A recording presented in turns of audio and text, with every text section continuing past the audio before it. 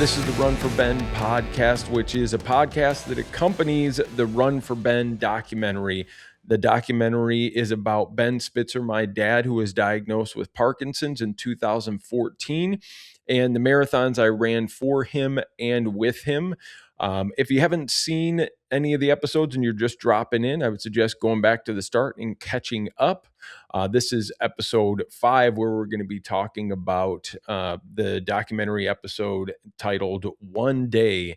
So we're going to go ahead and jump right into it. Thanks for being here. And with that, how are you doing today, Mike? I'm good. I'm looking forward to talking about this episode. It's unique to the series in that, as the title says, one day. It takes place all during the course of one day, the day after you've moved to San Pedro, which if you look at episode 4, we find out that you moved to San Pedro and had lost your job. And this kind of picks up where we left off. I did move to San Pedro from North Hollywood. And the next morning, which I reference in this episode right at the start, I get there, we unpack the truck, get all the moving boxes in and kind of put into the rooms that they're supposed to be in. And then I get to bed around 1:30 in the morning, and I have to be to work at whatever time I was to work in the morning, 9 a.m. or something like that. And then, I'm going to come home after I'm done with work and unpack. But I went in and was told that I need to talk with the general manager, and then they let me go.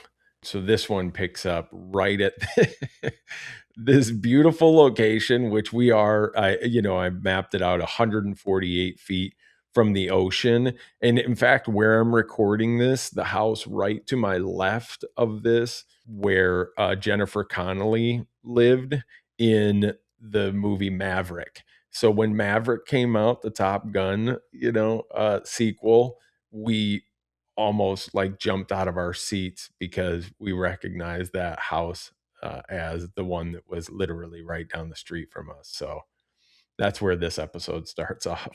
It's me talking by these beautiful bougainvilleas and, Cabrillo Beach right there. It's a fun factoid. It's something that, we've often said when we, in this experience of doing these episodes, and as opposed to releasing the documentary as a traditional, one-off feature length documentary, is we can dig into each of these little nuggets, and talk about them just to give extra, just a little extra context to everything. So I think that's kind of cool. It was just a really, really beautiful location. So after I lost my job, I walked down to the end of that.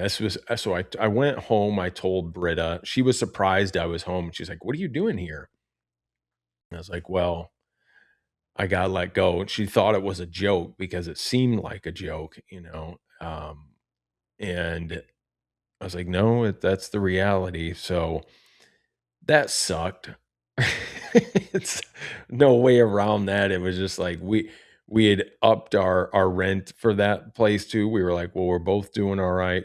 This job is paying a little bit more. We can, we want this really, beautiful place. We were surprised that we even got the house. We're like, because it was just so such a beautiful location and stuff. So we were so excited about it, and then that happens the first day. So it was a bit of a kick in the ass start to everything. And that was also, the day that as we show, I'll go for my first run there, which this run was because it was all around there. Also, there's a place right there where Lebowski was filmed, which is one of my all-time favorite movies. Walter and the dude go out and spread Donnie's ashes, which was right around the corner, and I would run in that location all the time. Yeah, it was really, really cool location, and things work out, but at the time it was pretty heavy. Do you recall the day that you got let go? How long that, from arrival to departure, how long how long did that all take before you were turned around and out the door? Yeah, it was probably when I got there, they said that the general manager and HR wanted to talk to me. So I was like, oh, this isn't great. Um, Most likely not great. But then I had to wait around for a while because they were doing something. So then I talked with them. It was very surprising. Like, I won't get in, nobody cares about the whole thing, but it was just very weird to me. Like, I have not lost many jobs at all. I've lost, I think, one before that, and I knew exactly why I was losing that one. I was more interested in comedy and improv, and that was taking up my time, and I knew that it was affecting my work. This one was an odd one. And again, I won't get into all the whole thing, but I was just kind of surprised at it. And I go, okay, I kind of went through of like, this is a little confusing. Could you help explain this? They did it. There wasn't really getting anywhere. And at that point, I was like, whatever, Mike, I'm not going to, that's fine. We'll just wrap it up. And so it was probably, to answer your question, 2 hours maybe, from getting there to waiting on them to talking in the room and to walking down the street back to my car. So we're with you outside at the cul-de-sac and Mhm. you're talking. So this is probably like early afternoon at this point, lunchtime Yeah. ish. Yeah. Probably, Okay. maybe noon. Yeah. And then you mention that you had reached out to your mom to have to start recording some interview vignettes for the documentary, and you received kind of the first batch that day as well. And then, of course, you discuss that, and then we see that. Um, Talk about kind of you mentioned it briefly in the episode, just the reaction you had to seeing those clips before you talked about it. Yeah, it was surprising watching this episode because right off the bat, I mentioned that that same day my dad had sent me the videos that he did, kind of explaining, Parkinson's, how he was diagnosed, how he was feeling, what led him to that. So this episode will be, you know, which is really good that you did, is just a lot of him explaining that. So I knew that, most of what we were getting was me in California, and then my parents were all the way over in Michigan, and the documentary being about, we knew we didn't want to make it just about running a marathon because, again, you know, hundreds of thousands, millions of people have run that. I'm not going any for speed records or distance. So the story was really about the marathon is one thing, but it's really about me and my dad. And one of the things I could do is film a lot of me, which I was doing, but we didn't really have anything about my dad. And of course, I want people to get to know my dad. So I asked my dad and my mom as well to just record something about their feelings, what Parkinson's, how the diagnosis went, really anything that they kind of had. I gave them a little directions after they asked some questions on like, what specifically would you like? And just the diagnosis, how you're feeling, those type of things. And as much as my dad has not been a person who shies away from, really talking about things, he's open. It's still, he's not really, it, it was hard for him to kind of get into the feelings of it. He wanted to mainly stay positive and like maybe not think about those things, which I think can be part of that generation a little bit too. Um and so he sent me this video where he just sat down. That's their living room. You can see the like flower paintings behind, and he's sitting in that chair that he sat in. And then he's just discussing how he was diagnosed, how he heard about it, and then how he's kind of feeling. And what I really like is you didn't really cut anything right there, splice anything in, because it is really important that we just kind of understand from his perspective what it was like. And I got that same day as well. And for me, I wasn't there day to day like I will be later in the documentary to see, how he's progressing. You can hear his speech in this, and he's, using the metronome watch that will slow him down, which my mom was always like, Ben, you gotta wear that thing. He didn't want to wear that. He just, because talking is his thing, you know what I mean? So he just wanted to just talk. But the thing of it is, it would speed up, and then it would, you know, um, be too fast and mumble, and it would be hard. So it would slow him down. But you understand, if how difficult that can be if you're somebody who just talks, then to have to try to slow down. So yeah, he sent that, which I didn't know. He sent that the same day. So this all takes place in that, like, one day. I'm like, go, then I go to talk about that. Then I have that video from my dad. And then of course later I go for my first run there. But yeah. He did a great job, by the way. I mean, considering, Hmm. that the other thing too is that we should point out the reason it was done the way it was done was also, again, reminder, we are in the height of COVID. So we were unable to provide any real resources to film or go or, to do anything really, you know, formal. So that was the best thing we could do uh while we were basically stuck in Los Angeles. Also we had no money, so The other thing too with that is, like, my dad is a presenter, and you see some things when he does them, he gets in a more presentational style, mhm. and he's aware of people being there. We have another interview with him, which we'll get to later, where we do actually are able to get cameras out there and whatnot.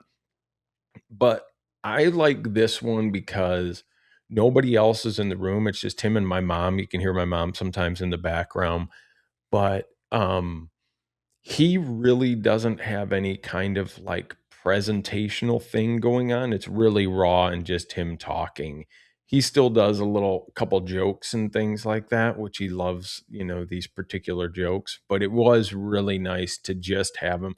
And we knew also going through this thing, for me, getting something real over high production value at all times. Not that we don't want the best production value we can get, but I'd rather have the reality, the emotion of that, because that's what people are going to connect with. And that's what is going to actually, in the end, help people more than was it stylistically shot on a red camera with interviewers and proper lighting.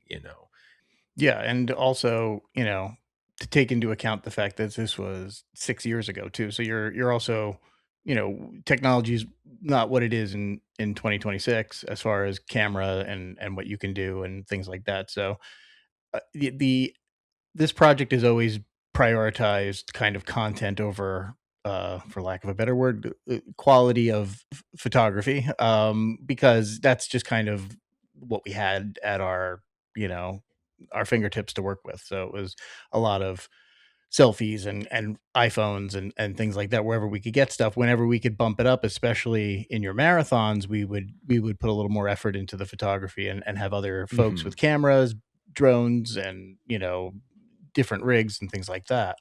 But yeah, at the end of the day, the most important thing was to have the content. And what's great about this footage is it really specifically shows you exactly where Ben is in his progression with Parkinson's on October 2nd, 2020.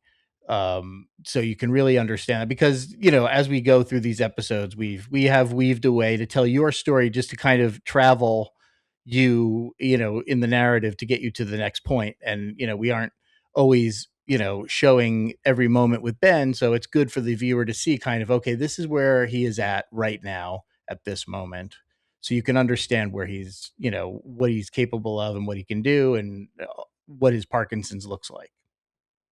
Yeah, and this video also surprised me because the just seeing the progression myself, not being there daily, is the progression was much more pronounced than I had remembered just from this video. You can't get the same thing on phone conversations. I was talking to him often and whatnot, but just having the video and him going through. So in this, he discusses my cousin Jamie is the first one who really noticed it and said to him, what's going on? You're walking like an old man.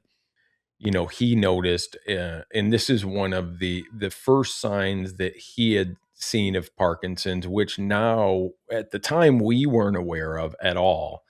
It's the other reason of doing this documentary is we were so unaware of these things that hopefully, showing some of this helps connect other people. But we were just unaware. So seeing that he didn't know why his arm was holding stiff, he wasn't swinging it. And then his foot was dragging a little bit. He would just drag or hit the toe. And that's a pretty common thing you'll hear as well. But even before that, where he was unaware was he talks about the fact that he was in Virginia Beach. He would book shows out in Virginia Beach, and they had this really nice trailer, and he would book a bunch of shows out in Virginia Beach and do all of these shows out there and then go to the beach and then, be in the trailer. And he really loved doing this. He would set this up. Him and my mom would then go out there. So he was starting to set up more of a business out in that area just so they could maybe move there, and he would have a business set up there. So it would be like a retirement, because my dad wasn't ever going to retire from doing magic and juggling. He loved it too much. He would be done with a magic and juggling show, which always made him really happy. It says that he was feeling really down. And he also says that then he would take that kind of like, what's wrong with me? Thinking, what's his problem? What is he doing wrong? And he mentions that that was one of the first signs of Parkinson's as well, is it's messing with the dopamine levels in the brain. So you have that depression, which again, that was surprising to my dad and something that he was dealing with. He also was dealing with lack of sleep. He was having trouble. He'd always sleep right through the night. And then he started to have more trouble sleeping. All of those things prior to really getting the gate is what was the visual clue, but all those things were going on behind the scenes prior to that, the visibility of that walk showing up. Do you know the timeline of that as far as the subtle symptoms that were happening? Was that years, months? Was it how do you have any recollection of how long that was? No, because he just didn't talk about that. Got it. What my dad would do is, again, he thought it was something was wrong with him. Why is he not feeling okay? So I've done this, and I've heard somebody else talk about this as well. Is the self like, oh, I must not have done things right. I must not have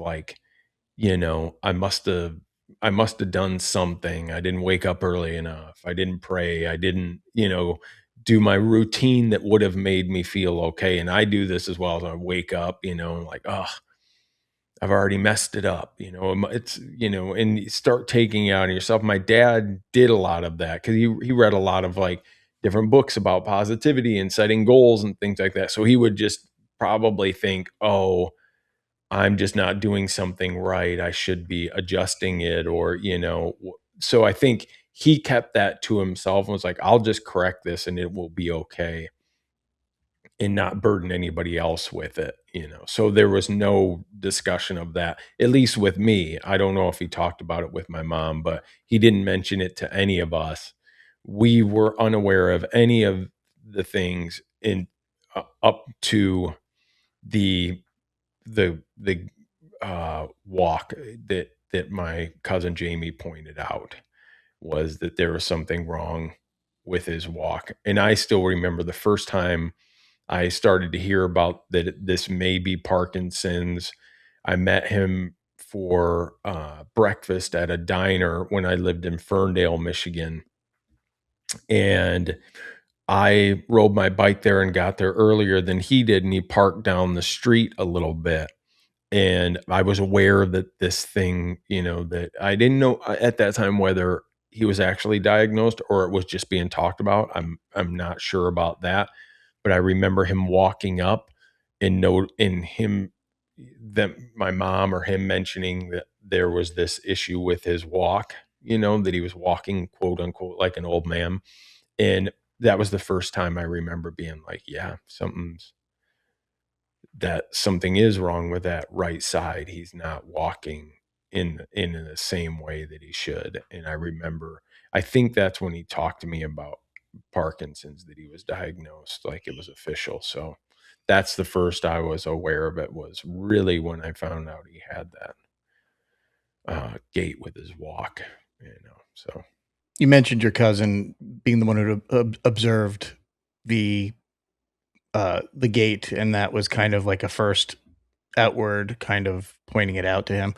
Was that the inciting incident that got him to the doctor to check it out, or was there something else that, if you know this or not, that you recall that he said, "Oh, I should go get this looked at. Like, this is a thing I should look into," because the depression stuff I could also I can understand where you're depressed. You don't go, "Oh, I must have Parkinson's." You don't go to that place. You usually go to a place of emotional well-being. So, which is makes total sense. But was there like a particular moment that he had or your mom where they're like, "We should probably go in and have a look at this," or was it that time that your cousin had observed that? No, it was from my cousin that she observed that. I think it Mm. became more clear, and I think that may be one of those things where I talked about, like, him sending that video. You can see the progression.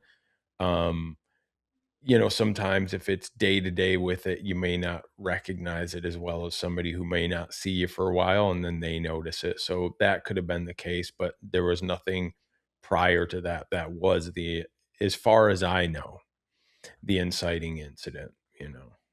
And I haven't heard anything different to whether, he had discussed that previously. And that really talks to kind of how my dad did. There's no judgment on this. It's simply the way that he would deal with things. And even going forward from the diagnosis to him having issues, my mom had to advocate to be clearer to the doctors. And it wasn't because my dad was trying to hide or lie about anything. My dad just wanted to believe that he was doing better than he could be, that, if he just had the right mindset about things, it would be better. So oftentimes he would himself just look over those things and for the positive, and then when a doctor would say something, nope, I'm doing pretty good. And my mom would be like, Ben, you're having this issue or you're having that issue, you know. And so again, it's nothing about that. He was just trying to remain positive, and that was his default kind of setting, was to do that. So it wasn't that he was like in some sort of denial or anything like that, or active denial, I guess. It was good that my mom would be able to bring that stuff up, because he would just be kind of like, just chug along and, do some more jump roping or keep going for a runs, which is great, right? I mean, that's really phenomenal to be that way. But the one thing that, needed some help, unfortunately, with my mom was some clarity on, we still need to talk about this actually happened. We need to let the doctor be able to know this so that they can address it. If you don't bring it up and just say, nope, everything's great, they're not going to be able to help you out. And so that was a pretty constant thing with my dad. It's a theme we go over in much more detail over the course of the documentary series, but the importance of the caregiver Yeah. and amongst many different tasks, having that clear-eyed, clear-voiced advocate is extremely important. And yeah, like you said, if she didn't say something, that diagnosis may not have happened there. It may have taken more time, and things may have progressed. And so it says a lot to those, to people out there who are in this situation, how important that is, to have that advocacy for people to help them, in the best way possible. And of course, the more obvious things, as things become harder, to be able to assist. Yeah. Yeah. And then jumping back into this episode, my dad had a couple things that I've pointed out that I thought were funny and rolled my eyes a little bit. Two things. He, no matter how serious the moment was, or like how you're supposed to be talking about things, he had to do that shaken joke. So the shaken joke, if you missed it, you can go back and rewatch it. He says, when I first found out it was Parkinson's, I was pretty shaken.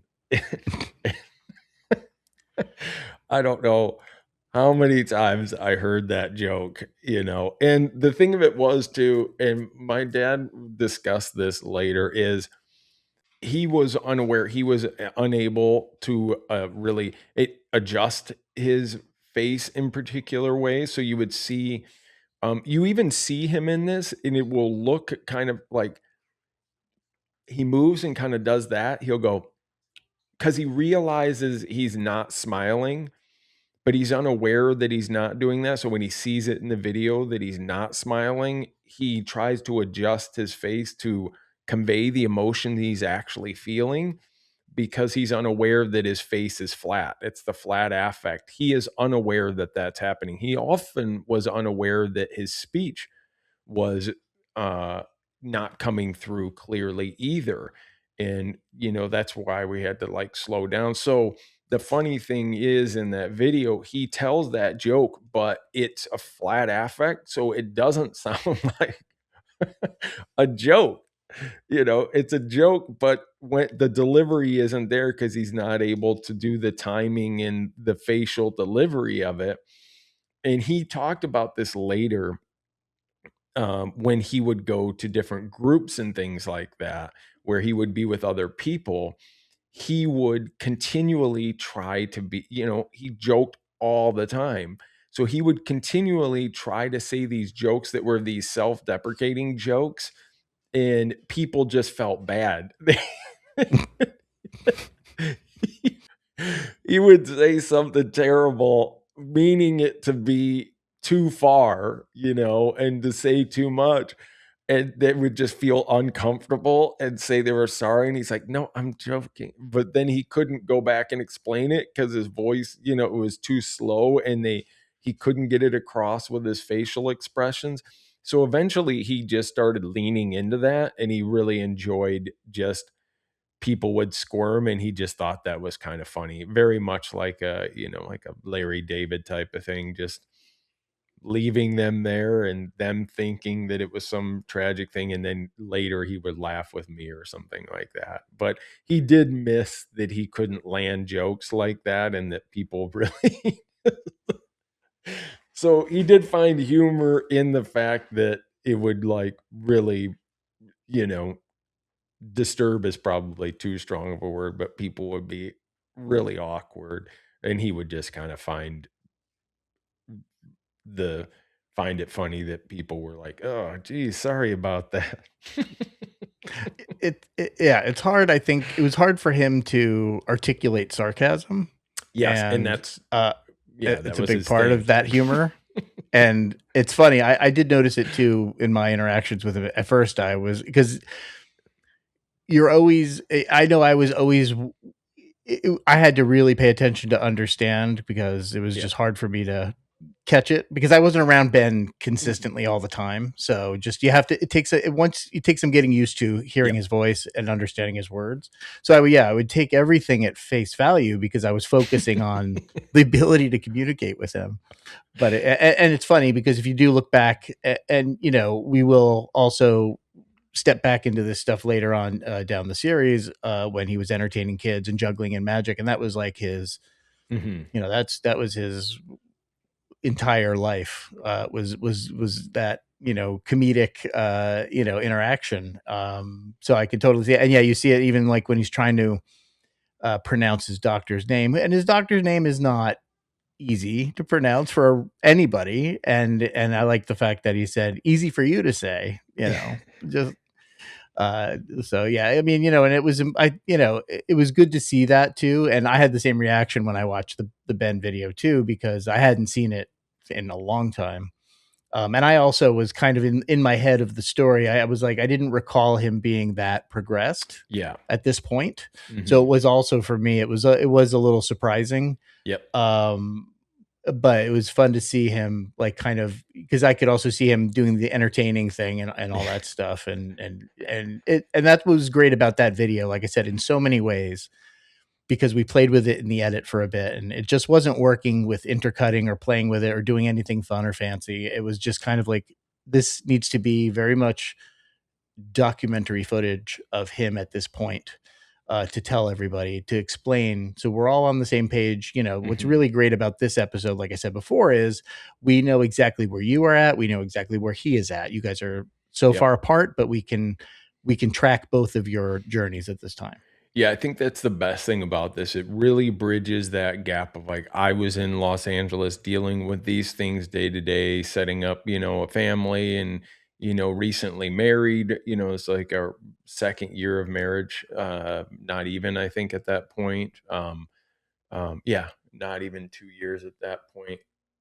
And we're moving along there, doing this documentary, kind of caught up in COVID and everything else, and then we get to see, okay, back in Michigan, this is what's happening, and this is really one of the key things that we were, if anybody has been watching the episodes and been like, hey, where's more of Ben? The reality is we didn't have as much connection, you know what I mean, on a day to day. And this video really came through as to being like, oh, okay, this is where it is. This is how my dad has progressed. And it wasn't too far from that point to where we start deciding, hey, you know, w- looking at being in Los Angeles. We had, talking about getting my parents, we wanted to get them out to California. Is that even realistic? Do we move back there? Which we'll address in later episodes. But that's really seeing that was like, oh, okay, I was unaware. So that really bridges where we were getting this update. This is how it was for us too. We were somewhat unaware of these things and moving along and then just, get that. After all of that, and then watching this video with my dad, the marathon's still coming up. I'm still raising money for the Kirk Gibson Foundation at this time. I have to look for a job, but I also have my first ever marathon coming up. So the most I've ever run at this point is 13.1 miles. This is the first time I'm going to run 26.2 miles during the pandemic, and so I have to continue on this schedule that I have, which is coming near the end. So marathon training is usually about 16 weeks.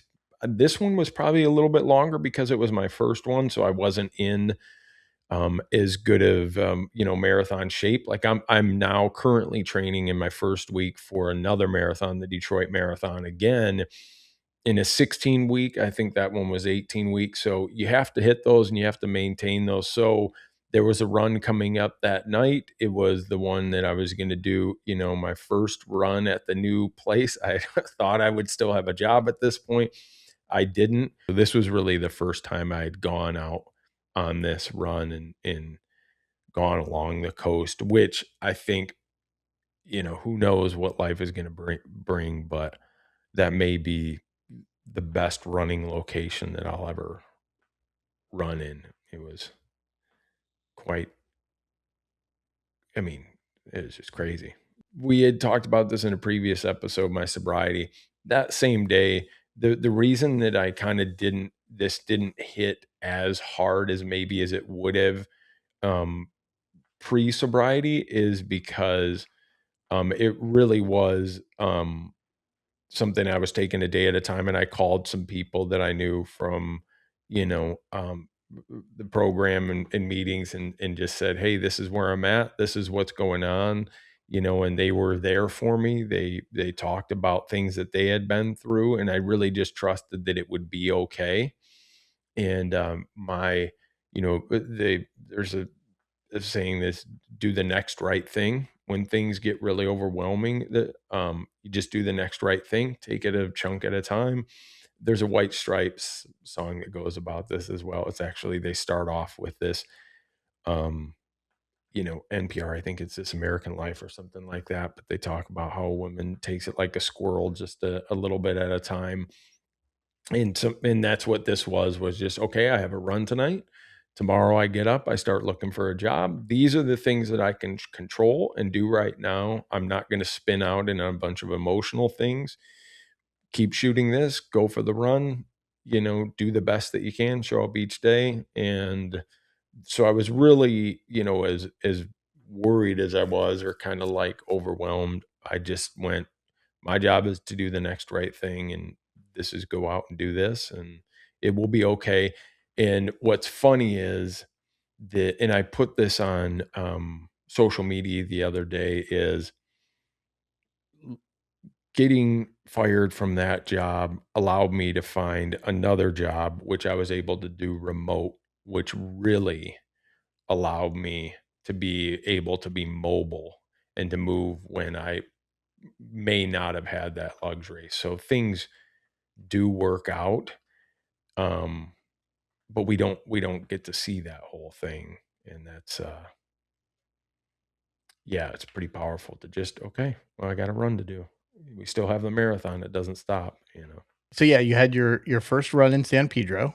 So we're able to kind of, it's nice. This episode kind of wraps up with kind of like, oh, this is how we were, we started up the series with you running, and we're kind of getting back to that now. So everything is kind of realigning, and we're moving forward and all that stuff. And there is a point where you quickly and briefly mention the Korean friendship bell in San Pedro, and that is your intended finish line for the marathon. So we get a little tease of that, which becomes a bigger story as we go along.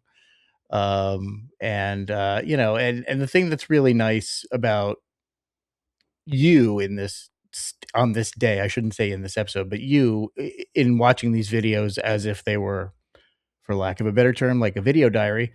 You kind of address that, yeah, these last 24 hours have been really kind of emotional and rough and stuff, but your perspective is kind of in line, and I'm sure talking to the folks that you spoke with that you just mentioned probably helped with that, and that you say it was a good day, and you ended the day kind of on that note. Yeah. Because overall it was a good day. Difficult things will happen, but this difficult thing happened 148 feet from the Pacific Ocean, with a Pacific breeze blowing in through our windows, and unpacking at a new beautiful place. And I knew it'll work out. It'll be okay. I'll get something, I'll move forward, and let's not let something that is out of my control right now ruin what is a really beautiful day and a really beautiful start to something. And I look back at the time in San Pedro, um, you know, as some of the best time that I had, and that blip of a job in the grand scheme of life really almost doesn't register. But yeah, it's cool that it took place in one day, and I think people really enjoy this. I really enjoyed being able to see my dad again, and really hear from him on this. This will really give people a good perspective on his side of things, and maybe a little more insight into Parkinson's in general, and also more specific to my dad. This would have been 6 years along into his diagnosis, which can be surprising for some folks, because for 6 years along, this is a pretty fast progression. So we've mentioned it before that he was frustrated about the speed of progression, um, and what it was taking away from him. Uh, this will show. This is a 6 year time frame. This is went from, healthy, doing magic and juggling shows, jumping rope 40 minutes a day, working out, to where we see him in this episode. So, yeah, I think that's, and we've discussed this too, as far as, we have other folks in our orbit that we've dealt with. Obviously, Kirk Gibson is one of them, who have Parkinson's, who are in the age range of your father. And their journey is completely different. Their symptoms are completely different, or in some cases, greatly reduced. So it really is kind of, there are definite similarities, but there's so much that's not similar. And even in all those folks, they each have their own kind of rap sheet, and it's really interesting to see that. And again, for those of you watching and listening, that's what we're trying to show everybody is, the story. We're telling the specific story, but also kind of a case study, and the experience, and hopefully that provides uh information or comfort or interest to help you along. yeah, or just some understanding and for what this is and what it can mean on a day to day, and what um it's always I've always found that or not always, but I've learned that once we understand a little bit more about people and what they're going through, it gives us more empathy and a little more understanding, and that's always a gift, is to get a little bit more of that. And I will note, because we're wrapping up here, this has nothing to do with we're not sponsored or anything by anybody. We do this all on our own, and all the editing, all putting together. We've had help with GoFundMe and things like that for people raising money to support this, but nobody's sponsoring this. But I do have this Parkinson's hat. And it's from somebody I know on social media, never met in person, but Allie Signorelli, and she has a podcast as well, and this great store that says, and I absolutely love this hat. And so if you're like, where did he get that awesome fuck Parkinson's hat? I'd love to have one of those, because you know what? Fuck Parkinson's. Then you can go there and get that too. Again, she didn't sponsor or ask us to do this or anything. I just really enjoy the hat, and I think you should check her out. Listen to her podcast, Too Young for This Shit. She has been going through things and sharing a lot of things that really remind me of being with my dad and the things that we dealt with. She's really open and honest about it, and she's you know um, going through it right now, and it's been incredibly healing for myself. I think it's really powerful. It's not easy to share all the things that she's sharing. Um, and I think that she's not the only one. There are multiple people, but she's really stood out as somebody. You just connect with certain people. I just wanted to mention that it's just something that personally has meant a lot to me. And I wanted to take a little time and talk about that today.